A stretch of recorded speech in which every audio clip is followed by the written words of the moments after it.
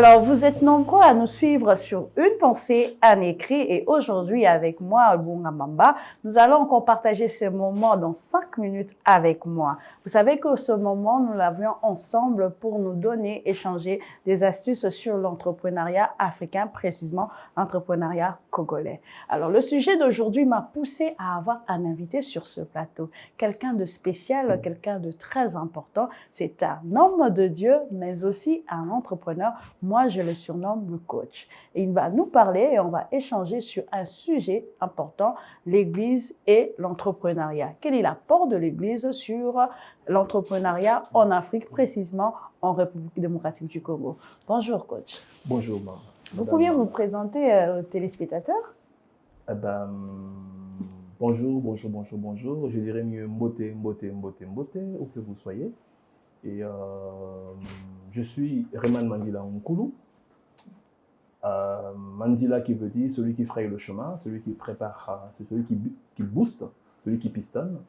Et Nkulu veut dire le sage, le village. Quand il y a un problème dans le village, on va voir le sage. Et Reman, c'est l'homme de la créativité. J'aime bien me résumer autour de ces trois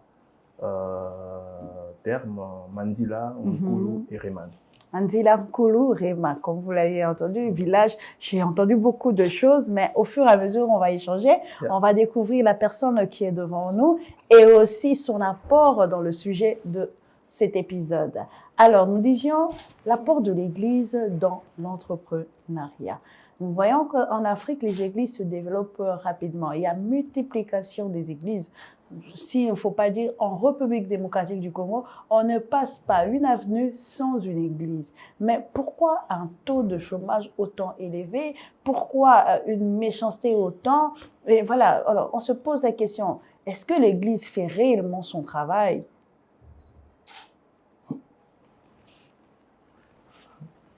Ou encore, est-ce que c'est le travail de l'église?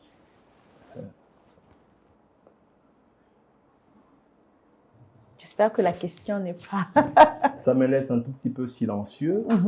Et silencieux parce que je crois dire que nous sommes restés longtemps silencieux. Nous avons pris suffisamment le temps de lire la Bible. Et à mon humble avis, nous l'avons peut-être lu de manière incomplète. Ou encore, nous l'avons lu avec une autre compréhension. Ou encore, nous l'avons lu avec de prérequis, avec une certaine culture, avec un soubassement, peut-être, à même de ne pas maximiser la pensée. Puisque nous sommes ici à Mandikou, il faut même que je puisse commencer mon exposé par une introduction sur la pensée que j'apprécie personnellement. Mandikou, une pensée, un écrit. Un écrit. Je crois que Dieu, au départ, a eu une pensée. C'est ça le premier point. Oui. Dieu a eu une pensée. Et je crois même que tout chrétien, catholique, protestant,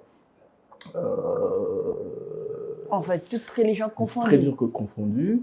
Et devrait, en lisant la Bible, chercher premièrement à comprendre quelle est la pensée de Dieu. La première des choses. Deuxième dimension, c'est l'écrit.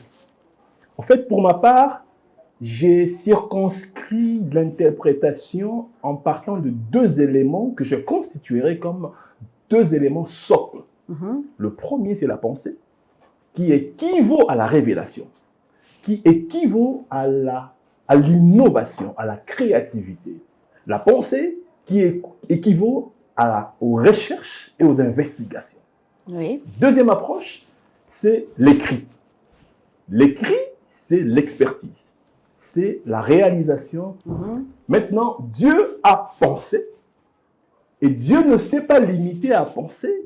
Dieu s'est organisé pour que certains auteurs inspirés incrustent sa pensée. Cela est parti par le parchemin, par les supports tels que les rochers, les rocs. Et aujourd'hui, c'est la paperasse, c'est le papier. Et encore aujourd'hui, c'est le numérique, où l'on parlerait de la digitalisation.